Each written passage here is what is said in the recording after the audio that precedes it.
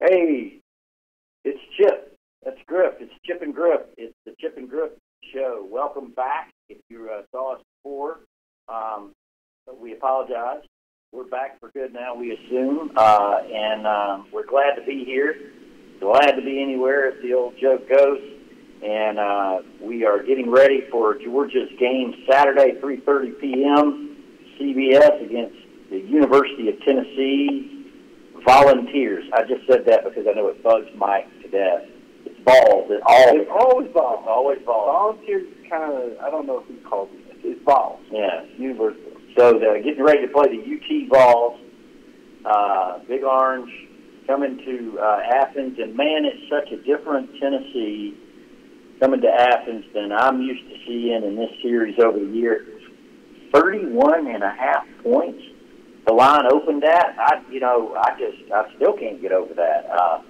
I don't know. Maybe Georgia will win by 32 points. I certainly think Georgia's the better team, and I certainly think Tennessee is going through some stuff right now, certainly a transition period under Coach Jeremy Pruitt, but 31.5 points. Now, you were just there. You were there for the Butch Jones era. How did it get this bad so fast, or is it this bad? Does Vegas have this right? Well, yeah, I mean, I think, I don't know what's that now, 32.5 even now. So you wonder, you wonder what's going to happen Saturday between these teams. It's a new coach bringing in a complete overhaul of the offensive and defensive system. I mean, it's hard enough when you change coaches, let alone when you change from a 4-3 to a 3-4, and you change all the terminology. You change from a modified spread attack to a pro-style set, change all the terminology. I mean, Jared Garantano, Tennessee quarterback, he's on his third offensive coordinator in 3 years. And so those offensive linemen. Yeah. So there's a lot of different, a lot of change. And this is why athletic departments really don't like to make changes on coaching staff, because there's a lot to be said for continuity and coaches being on the same page. I mean, Tyson Helton is a first-year offensive coordinator with a 3-year guaranteed contract, but Will Friend has also got a hand in the offense. And these guys are having to cobble things together, different people calling. Heavy hand, though. Very heavy hand, yeah. Different play callers at different times in the game. There's really not a lot of synchronicity or synchronization, I should say, in this offense. The players are learning the new system. There's got to be some frustrations there. Certainly, we saw against Florida, Chip, 6 turnovers and a 47-21 loss. But here's where I say that the spread may be high. I mean, my thought is Tennessee can't possibly play that bad again. Yeah. Surely they won't have. That's kind of where I am, I think, I mean, I think that was such a stinker. Could they possibly play that bad again? Of course, that was at home. And here they come to Athens, and I mean, Georgia always gets up for Tennessee. There was a long period of frustration against Tennessee, and I guess that's where I'm coming from. It's hard to imagine this program in this state at this moment. But you and I were watching the Florida-Tennessee game in Columbia, Missouri after Georgia's 43-29 win, and they kept panning the Tennessee sideline, and it was just the faces, just said so much. I mean, it's just, wow, these guys. I mean, I was thinking about, as we were talking there, it's like, wow, Jeremy Pruitt's really got his handful to keep this team together right now. Because you start getting at this point, when everybody's dissatisfied, apparently a player was sent to the locker room or not sent to the locker room when it was on the court. I didn't ever see, did he ever come back on the team? Or? No, yeah, he's still with the team. What happened was Jeremy got the word that, of course, the staff kid from Alpharetta, Georgia, wouldn't go back in the game when he was asked to by another coach, not by Pruitt, by another coach. And so Pruitt heard that and sent him to the locker room, and he since said, that's an issue they're going to deal with later, and he's still on the team. But it's a bad look. Yeah, it's a bad look. And it's something that really I'm surprised Jeremy, talked about. I heard fans go, oh, yeah, that's what we want. We want coaches to talk about it. Well, I think you got to kind of keep team business. I think if Jeremy could have a do-over, he would probably protect the privacy of what happened on the bench until he could get the whole story. Yeah, because that's an internal matter, and we'll handle it. Yeah, so that's something we're looking into. Or at least say, hey, I'll let you know Monday. I need to follow up on that. Yeah. But instead, now Cortez Sept, here's a guy who, NFL teams are going to look at differently and say, oh, is this a guy that refuses to play football? So it really damages Cortez Sept. He stays on the team. Obviously, Cortez disagreed. He put on Twitter, that's not true. Yeah. So now Pruitt is being challenged publicly by a player. I mean, nobody wins. It's not a good situation. And, Jeremy Pruitt's a first-time head coach, Jeff. Yeah. And, he's in a tough spot. There was a lot put into that game. Tennessee chose to celebrate the 1998 National Championship that led to obvious comparisons. There's some former players talking about how the current team, their guys aren't any good. That's just not healthy. And I'll ask you, could you ever see a situation in Athens, Georgia, where a former player's on radio trashing the team? Would that work here? No, I couldn't see that. I really couldn't. Having a regular radio show doing it. Yeah. It's pretty surprising, a lot that's going on there, and and then you got the kicking at the whiteboard and a lot of other things. This is going to be that said. You and I were at the SEC Media Days, and I said the whole Jeremy Pruitt thing. This, and look, there's no referendum. This is year one, games 4 or 5, 5 for Tennessee. So first years generally don't go really well, especially when the coaching change is made as a result of poor performance on the field. And as Mike talked about, a complete redo in terms of strategy and terminology, the whole 9 yards. So that can be expected. But I said it's going to be either a great, brilliant hire, or this could be a disaster in the making. Now, getting off of Tennessee for a minute and back into Georgia. Georgia's coming off a game. They're favored by 32 points. They didn't play great at Missouri. Now, I think I think you agree with me with this, and maybe not. I'll give you a chance to say. I mean, I think Missouri's going to turn out being a whole lot better than a lot of people think. I think that's a pretty doggone good football team, and so I don't think in hindsight there's anything Georgia has to be ashamed about for going out there and struggling for 2.5 quarters maybe, if that. I mean, the offense struggled a little bit in the first half. Defense kept them in it. Offense kicked it in gear like they've seen through the third quarter all year, and then kind of just pushed away. But I think Missouri's going to end up being a pretty good team, and I think Kentucky and Missouri might be the two teams that are battling out to be the number 2 team in the SECs. But there were some very real issues out there. Number one is injuries. One thing that's happened differently, a lot of people are asking me about how this team compared to last year. You've already having to deal with the injury issue way more this year than you did at all last year. And then there were the offensive issues early on, particularly up front. And you brought out the great stat. I thought, Georgia's run defense on first down and giving up 5.7 yards at 1st and 10 when they ran the football. Unacceptable on any football level, but the Kirby Smart, the way he wants his team to be, the personality of his team, that definitely doesn't fit in there. So what is Georgia, where do you think Georgia is in terms of getting all this fixed for this weekend's game? Well, I don't think, I said last year, and I still believe this, I'll always believe it, Georgia was the best team in college football last year. And if Georgia plays Clemson in the Sugar Bowl and Alabama gets shipped out to play Oklahoma in the Rose Bowl, number one, I'm not sure Alabama survived. But number two, they're a lot more tired football team when they meet in Atlanta. So that was a huge disadvantage for Georgia. As it was, Alabama won the game. It is what it is. But the point I'm getting at is I don't think this year's team is as good as last year's Georgia team at this stage. And that's only natural. When you take a close look at it, Georgia lost 8 starters defensively, including the SEC Defensive Player of the Year, Roquan Smith. And we knew that they didn't have anybody that could replace him. Kirby Smart came right out and said, hey, we don't have another first-round NFL linebacker right now. Well, you brought up the point, Chip, I think before anybody else, that they were going to miss John Atkins, a defensive tackle, a nose tackle. And that's resulted in these teams, the last 2 games averaging more than 5 yards per carry on 1st and 10 runs. And that's really critical because if teams are going into second, I think I have a stat, Missouri, on 13 out of their 19 first down runs, they had 5 yards or more.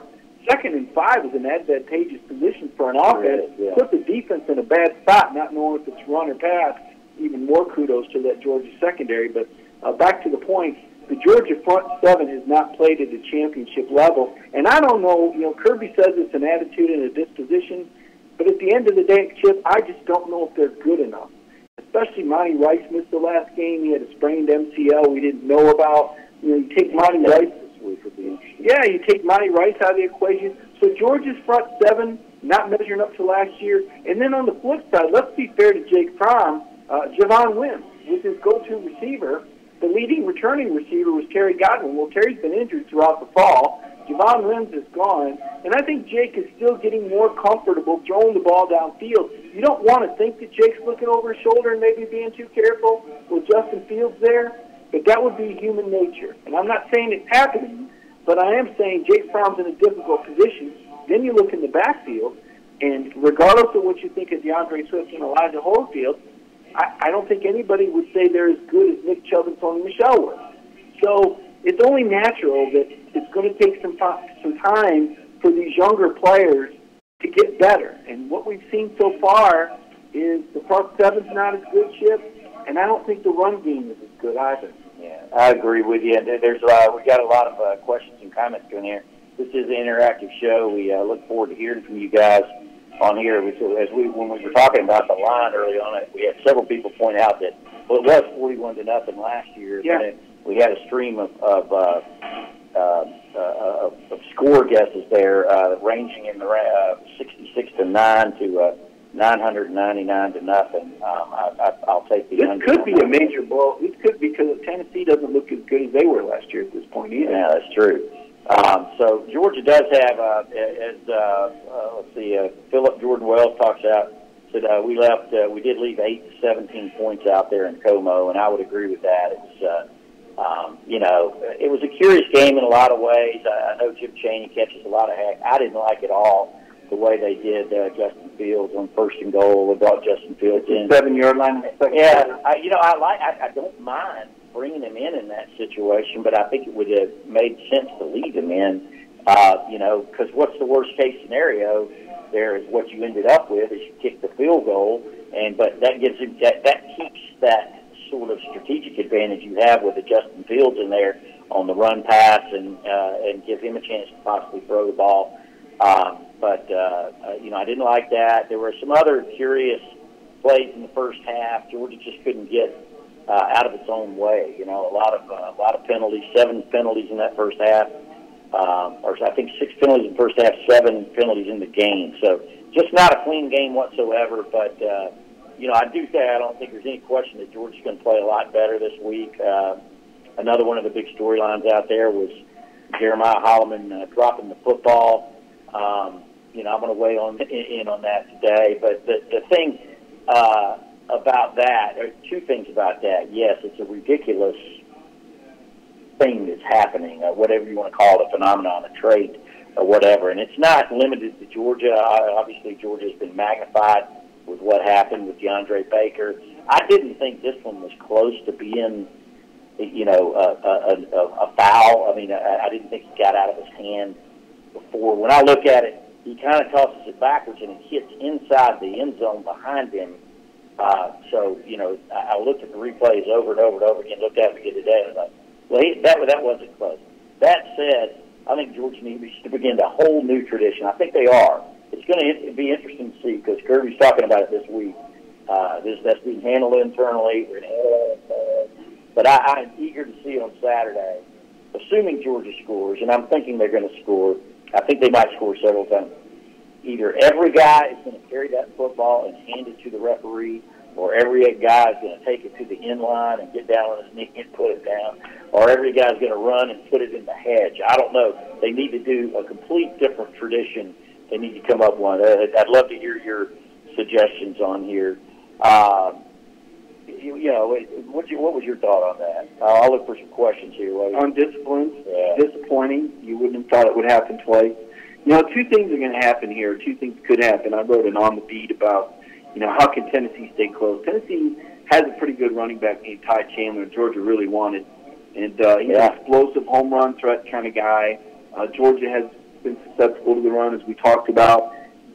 But the difference is Georgia's going to be able to commit more players to the run against Tennessee than they did Missouri. Georgia did a great job keeping Drew Lock from throwing a touchdown pass. That's the first time that happened. That was good. Over 13 games, and DeAndre Baker wiped out, erased the number one receiver in the SEC. Emmanuel Hall didn't allow him to have a catch, and he was only targeted twice. So, but I'm thinking that Tennessee's only chance to keep this close is if they can establish a running game, get better at checks at the line of scrimmage, and call the run or pass dependent upon what Georgia's lined up, and that's something that Jake Fromm was really good at. Conversely, on the flip side, Chip, the issue that Georgia's had, I believe largely, is they haven't been as effective with the vertical passing game. I know Kirby Smart talked about that after the Middle Tennessee game. We really didn't see Georgia get vertical until the second half against Missouri. My guess is the way Jeremy Pruitt likes to play it with a lot of press, is this could be the game where Georgia gets deep and there's some explosive plays, because Jeremy showed us against Florida he's going to sell out. He's going to go for it on fourth downs. He's going to kick onside kicks. He's going to be very, very aggressive. Some people could argue he's not, maybe giving his guys the best chance, but in his opinion, you got to go all out anyway, so what difference does it make? I think he said that Florida had 40 or 47. So we're going to see probably a very aggressive game plan from Jeremy. That could work, but I don't think so. I think Georgia's receivers are going to get loose downfield. I expect some explosive plays on offense, and I guess we'll wait and see what happens with the Tennessee run game against Georgia defense. A former Georgia tight end, All-American Troy Stowski, said they were taught to carry the football all the way across the goal line and hand it to the ref. Maybe we'll see a little bit more of that this week. And who did he play for? He played for Georgia. Under which coach? Oh, Vince Dooley. Okay. Yeah. Most of those guys handed the ball to the ref, I think, under Vince Dooley. And Troy also asked why no tunnel or bubble screens. I haven't seen nearly as much screen game out of Georgia as I used to see in the past, whether it be bubble screen or the tunnel screen. They seem like they have a great group of guys for that, between the James Cooks and the Cole Hardmans. And maybe they're not getting a lot of pressure. Maybe people that is one thing. I was just did you see the thing I wrote this week on Jake Fromm about the Pro Football Focus, talking about what Jake Fromm's quarterback rating was against the blitz? It was through the roof. It was like 146.7. So they're probably not getting a lot of pressure. Teams may be recognizing not to necessarily come after. Well, they're not getting a lot of third and longs, Chip. I think, Jake right now is, I want to say he was 0 for 8 in 3rd and 10 or longer. Yeah. And in this last game, he threw a pick on the first 3rd and 10. Yeah. But I think now he's 1 for 10 on 3rd and 10 or longer. So that 10 times, though, that's not much for 4 games. So they're not getting into a lot of situations, I think, where that play really fits. Yeah, early on, they weren't even getting 2 third down a lot of times. Yeah. What, in your opinion, is the biggest asset that Tennessee brings in? I mean, where is it on Tennessee's, what Tennessee has on their roster? Where can they exploit Georgia? Where might they have the slightest bit of an advantage? They got good run. I think they got really good running backs. Yeah. I think if you traded backfield, but Jeremy Banks is a pretty good freshman. Right. I'm not ready to say he's James Cook because we haven't seen a lot of him, but he's a big, strong running back, the kind that Georgia lacks. He's a 225-pound kid. Ty Chandler's the guy that Georgia really, really wanted, Chip. Yeah. And I think he's on par with Swift, and especially the Swift we're seeing, who you and I think may not be 100%. Yeah. That recurring grind. I don't buy that he's 100% based on what I saw last year. So the running backs and the Tennessee's offensive line, and if their quarterback can go to the line and check them into the right run play, I just don't know if their offense is advanced enough to do that. I don't know if Jared Garantano's that kind of guy. I think Keller Chris, the Stanford transfer, is, but he doesn't possess the arm strength Garantano does, nor does he have the mobility. If you were to combine Keller Chris and Jared Garantano, you'd have a really good quarterback, but it doesn't work that way. How much is the backup playing so far? Well, he played when Jared got knocked out against Florida. We saw that hit. I didn't think it was dirty. Florida guy goes into the quarterback, didn't hit him in the knee, hit him in the side of the leg. So he's played behind him. I asked Kirby at the press conference what he thought about Tennessee's offense with 2 quarterbacks. He didn't think they did a whole lot different. David West says he'd like to see our defensive line become more intimidating and be more demoralizing. Everybody would like that. And listen, the bottom line in football, especially SEC football, defensive linemen are precious gems, and they're really hard to find good ones. Georgia, I believe, is in a little bit of a transition. Now, let me be clear, Tyler Clark's playing great ball. He's playing great football right now. There was another stat I saw earlier this week about the job that he's doing. But there's just not a whole lot of guys like him. You know, last year you rotated Trent Thompson in there. You've got John Atkins up front. You've got Jonathan Ledbetter and David Marshall getting it done at the end, and sometimes 4 or 5 technique tackle. There's just not as many of them. Got a stunning statistic for you. You consider that Georgia's played Austin Peay, Middle Tennessee, South Carolina, Missouri. Georgia opponents have 17 tackles for loss against Georgia. Georgia has 13 tackles for loss. Yeah, that's just unacceptable. It is a surprise. But Georgia really has to pick it up on the line of scrimmage. And Griff touched on it earlier. He and I have talked about it a lot. I mean, I think this is where you're missing John Atkins. Julian Rochester, I've seen all kinds of people play. You've seen Julian Rochester in there. Michael Barnett. Michael Barnett's been bounced back and forth between O-line and D-line. Devontae White getting some snaps there. They moved Big J. Hayes, who came here to play tackle. Hasn't really done anything yet. Moving him inside.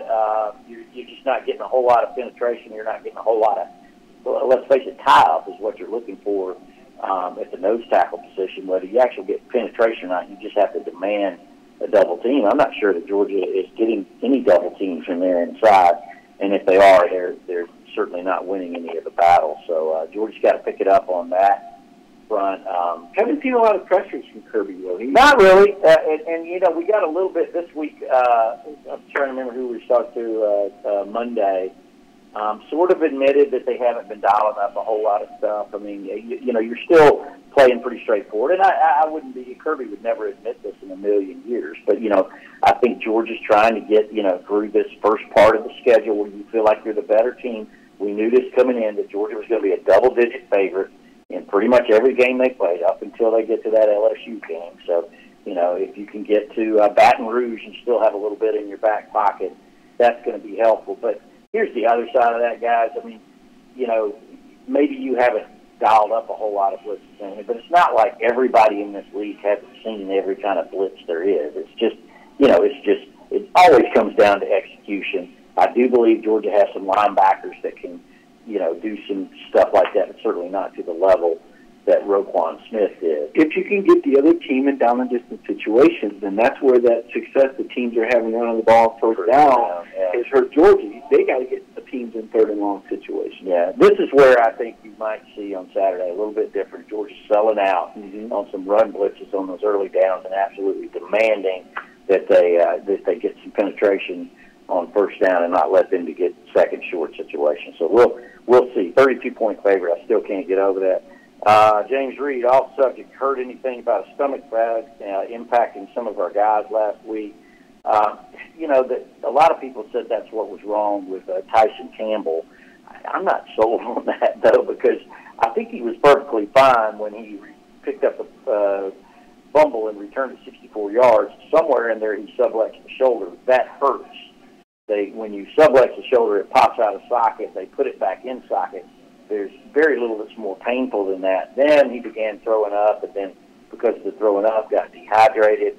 I think that was more of his issue. I haven't heard that there's a bug necessarily. In fact, now that said, I believe that's what made J.R. Reed miss some practice time last week. He looked fine in the game. He led the team in tackle. He looked good in the game. So, you know, and listen, those kind of things, they happen all the time. Anytime you take 100+ players and you put them all together and they're, you know, dressing in locker rooms, sweating, fighting, battling every day together. If anybody gets a bug, it's usually going to make its way through the team before it gets out. But I have not heard that there's anything like that going on right now.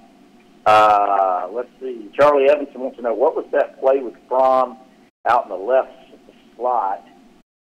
Then we didn't do anything with it. I guess they must have gotten into a wild dog situation where he goes and lines up in the slot. That's not very unusual nowadays. And I actually don't remember what play you're talking about. Charlie Evanson says we almost never have a quick slant to the tight end, or we never have any misdirection plays. You know, the tight end thing, I get it, but here's the thing, and Mike and I have talked about this a little bit. For whatever reason, Jake Fromm's not allowed to throw down the middle of the field very often.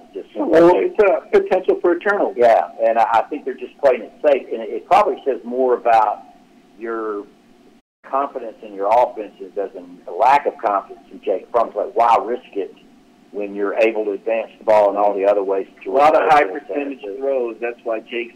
I mean, there's a reason. I mean, as I said, with a defensive-minded coach, don't turn the ball over. Protect the field position, right? Yeah. And that's why Jim Chaney's calling these high percentage plays. Now, you get in a dogfight with an Oklahoma or an Alabama, okay, all bets are off. You know, take the gloves off, throw it where you need to throw it, because great teams are going to be able to take that perimeter stuff away, and we'll have the speed to defend Georgia. But so far, we haven't seen a team that's got the speed to stay with Georgia on the perimeter. So they continue to go out wide. The guys like Cole Hardman, Holloway, even Riley Ridley with along the sideline. You're seeing these passes where if the Georgia receiver doesn't catch it, nobody's going to catch it. It's going out of bounds. You throw a slant over the middle of the tight end, ball bounces up his hands, goes up in the air, it's picked off. We saw that with Jake's first interception.